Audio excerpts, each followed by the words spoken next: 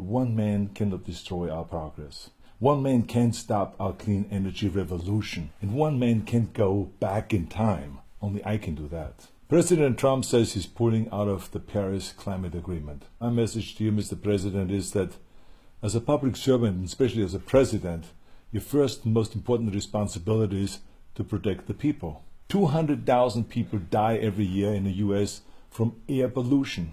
And that half of our rivers and streams are too polluted for our health. We can't sit back and just do nothing while people are getting sick and dying, especially when you know there is another way. Mr. President, I know that it can be easier and more comfortable to look backwards. And to many people, the past we know is less scary than the future that we don't know. But some of us know what a clean energy future looks like. And it isn't scary. We have seen it in cities and states and all over the world. In fact, we know that the dirty energy future with asthma, emphysema, and cancer is much, much more terrifying. So please, Mr. President, choose the future. No one remembers the people who told President Kennedy not to go to the moon. We remember the great leaders. The great leaders that don't walk backwards into the past, but great leaders that charge forward towards the future. You see, the people will rise up. Local and state governments will rise up. Other leaders from local government will rise up and fill the void that you are creating.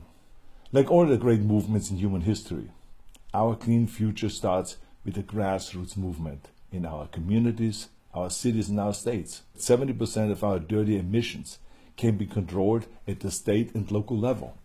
We can't leave it to Washington, D.C. to lead. No, we need to do it ourselves. As a matter of fact, when I was governor of California and Washington failed to lead, we passed the strictest environmental rules in our country. And our economy is now booming.